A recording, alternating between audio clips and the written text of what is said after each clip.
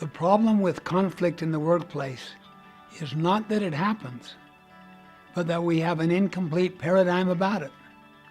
The usual response to conflict is to fight or flight. The synergistic response is positive engagement and discovery.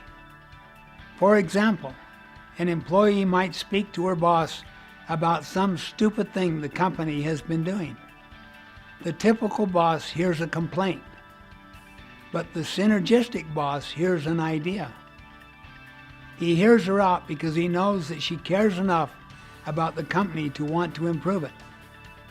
Conflicts over turf or territory are tough conflicts.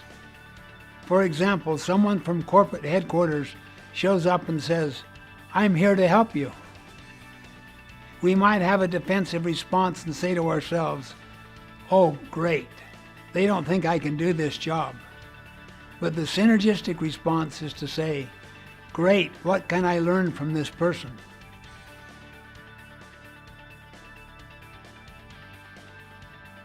The typical fight or flight responses are rooted in the paradigm that sees difference and differences as a threat. Usually we either fight over our differences or flee from them because we have a defensive paradigm born of insecurity. There are many examples of this approach at work. We see it in the CEO who won't listen to different points of view. We see it in the project team that walks out of the room in outrage when their plans are questioned. We see it in the single-minded sales manager who runs the region by the philosophy, my way or the highway. Such people can't see that conflict is a sign of life. Conflicts usually arise when people are actually thinking about their work.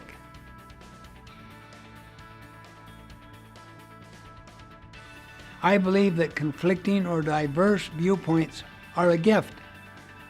When I talk about the gift of conflict, people look sideways at me.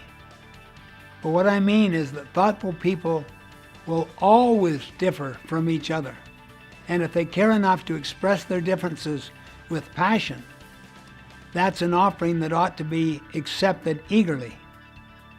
Diversity of viewpoint, background, position, these make for a much more robust solution than if everyone thinks alike.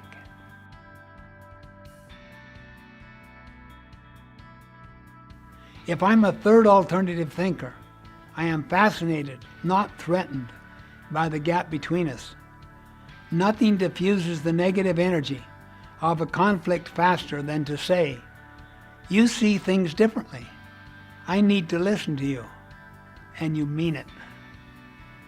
If you practice the paradigm of synergy, you will inevitably arrive at a third alternative that makes the conflict irrelevant. You will say, "Let's look for something better than either of us have thought of." Everyone wins.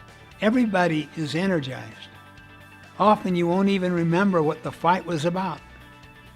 Imagine a workplace where people are abundant and seek different views than theirs, where everyone is willing to listen and to consider ideas, even if they contradict.